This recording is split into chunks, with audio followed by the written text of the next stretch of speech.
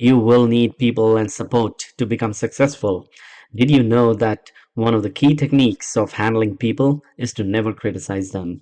Criticizing people can be detrimental to their self esteem, motivation, and overall well being. It's important to recognize that everyone makes mistakes and has areas for improvement, and providing constructive feedback in a respectful manner can be much more effective than criticizing. When we criticize people, we risk damaging the relationship and breaking down trust. This can make it more difficult to work together effectively and can hinder progress towards shared goals. In addition, criticism can create a negative culture where people feel defensive and less likely to take risks or try new things. Criticism is futile because it puts a person on the defensive and usually makes him strive to justify himself. Criticism is dangerous because it wounds a person's precious pride, hurts his sense of importance, and arouses resentment. B.F. Skinner, the world famous psychologist, proved through his experiments that an animal rewarded for good behavior will learn much more rapidly and retain what it learns far more effectively than an animal punished for bad behavior. Later studies have shown that the same applies to humans. By criticizing, we do not make lasting changes and often incur resentment. Hans Seil, another great psychologist, said, "As much as we thirst for approval, we dread condemnation." The resentment that criticism endangers can demoralize employees, family members, and friends, and still not correct the situation that has been condemned. George B. Johnson of Oklahoma is a safety coordinator for an engineering company. One of his responsibilities is to see that employees wear their hard hats whenever they are on the job in the field. He reported that whenever he came across workers who were not wearing hard hats, he would tell them with a lot of authority of the regulation that they must comply. As a result, he would get sullen acceptance, and often after he left, the workers would remove the hats. He decided to try a different approach.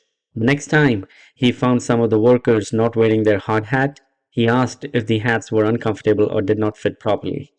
Then he reminded the men in a pleasant tone of voice that the hat was designed to protect them from injury and suggested that it always be worn on the job. The result was increased compliance with the regulation with no resentment or emotional upset.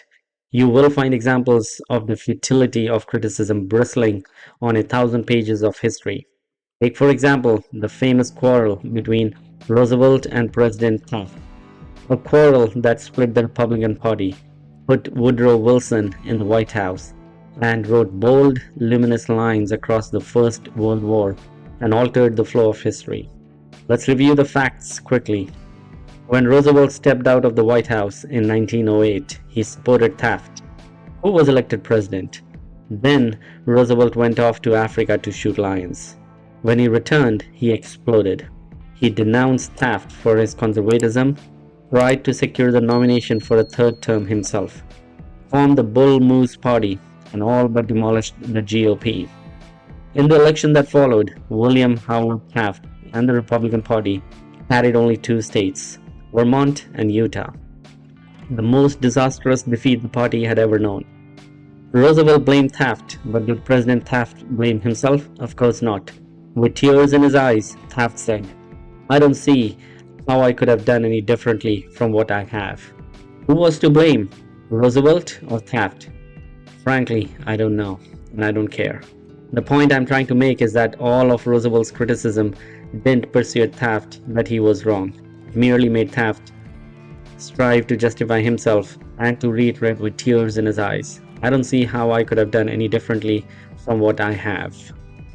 So when you and I are tempted to criticize someone tomorrow, let's remember Al Capone, Two Gun Crowley, and Albert Fall. Let's realize that criticisms are like homing pigeons. They always return home.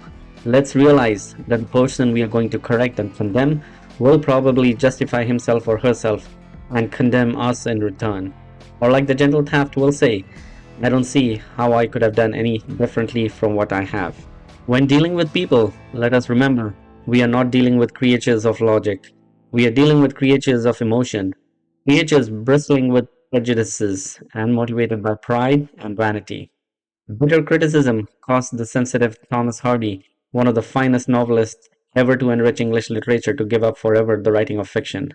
Criticism drove Thomas Chatterton, the English poet, to suicide. Any fool can criticize, condemn, and complain, and most fools do. But it takes character and self control to be understanding and forgiving.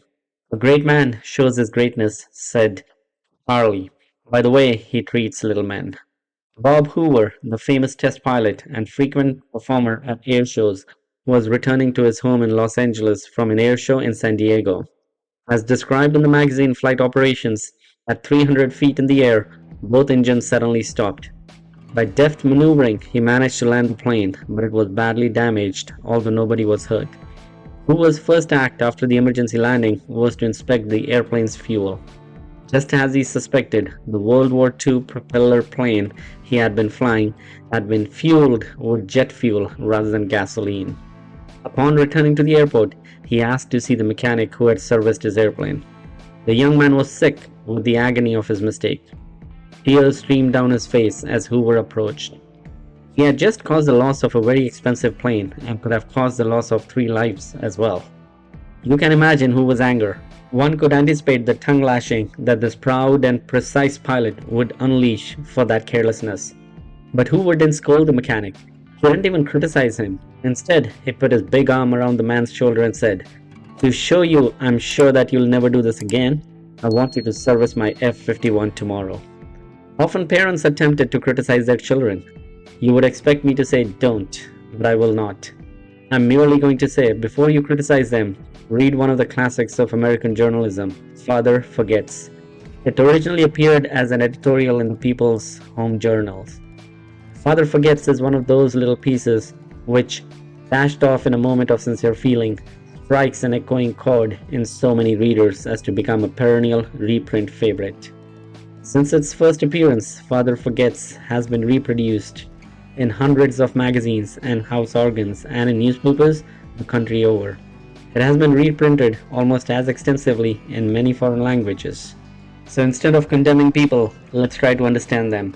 Let's try to figure out why they do what they do. There's a lot more profitable and intriguing than criticism, and it breeds sympathy, tolerance, and kindness.